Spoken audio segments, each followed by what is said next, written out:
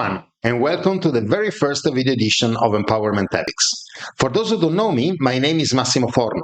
I'm an Italian computer scientist who has been living in Switzerland for almost 10 years now. And what I truly love, have always loved, and will continue to love is helping people. And when I can, organizations. And it doesn't matter in which field or for what reason. What matters is bringing added value. And what I am doing here? Well, I'm still wondering that. Jokes apart, I thought it might be a good idea to embark on this journey.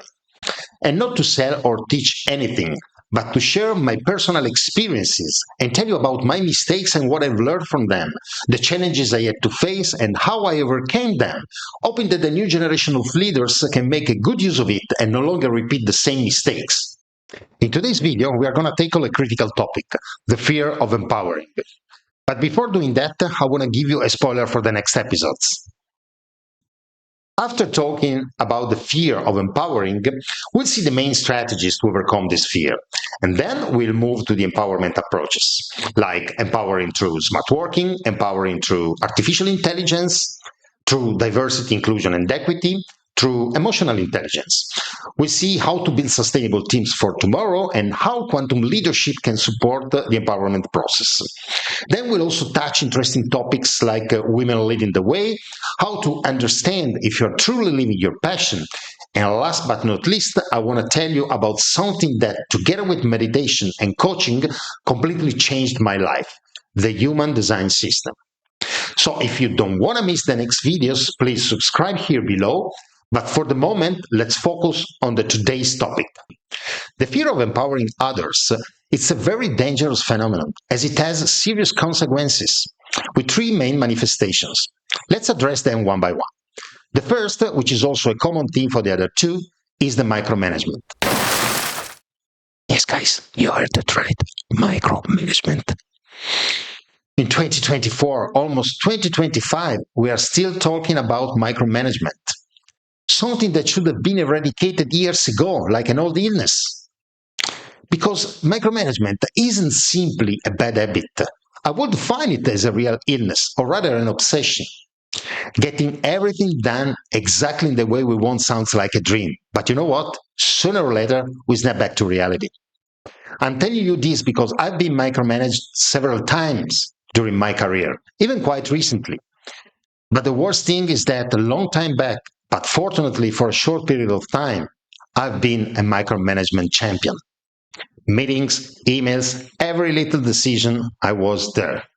And I was wondering, if I hand over more power, what if the team makes mistakes? What if they don't do it exactly the way I want? Who else can do it better than me? Spoiler alert, pretty much everyone if you let them. I was the master of micromanaging, and it was really, really exhausting. One time, I remember replanning the same project 10 times, just to make sure it was perfect. Only to realize my team was barely even trying anymore. And you know why? Because they knew I would step in and fix everything again. My turning point came when I hit full burnout. I was working almost 24/7, micromanaging like a champ and running on fumes. That's when I realized that I wasn't leading, I was drawing. So, following my wife's and some friends' advice and taking 3 months off as imposed by the doctor, I started meditating and got leadership coaching, which completely changed my perspective. Through meditation and coaching, I've learned something revolutionary. Real leadership isn't about controlling everything. It's about empowering others to do things their way, trusting their abilities and watching them shine. And the best part, you finally get to breathe. I realized that the ultimate goal of a great leader is to become useless. Yes, guys, to become useless. As only reaching that point, you can take the next step, creating the new generation of leaders.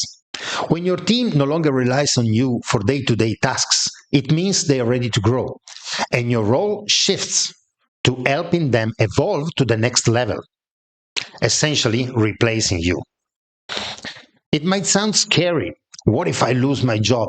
Well, it can happen, but it means that your mission in that company is completed and it's time to move on and help others.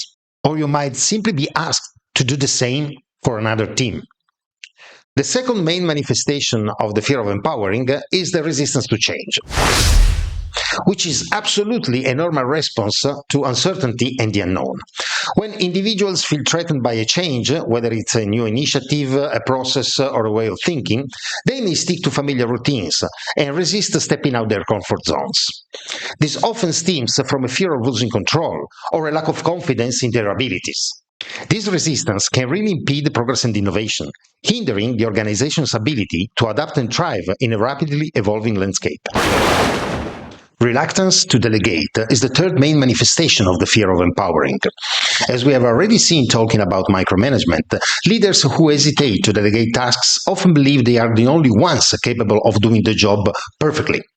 This mindset not only places an enormous burden on themselves, but also blocks growth and development of their team members. When leaders hold on to decision-making power and resist delegating responsibilities, they prevent their teams from gaining valuable experience and confidence. Their team members may feel undervalued and become disengaged because they aren't given the opportunity to showcase their skills or to take ownership of their work. Ironically, by trying to control everything, leaders often lose sight of the bigger picture. Overcoming the reluctance to delegate requires a big shift in mindset. It involves trusting your team's capabilities and understanding that mistakes are part of the journey. They are part of the learning process. By delegating effectively, leaders can empower their team members, foster a collaborative environment, and free up their own time to focus on higher-level initiatives. Coming back to mistakes, I believe that embracing failures is one of the most important concepts.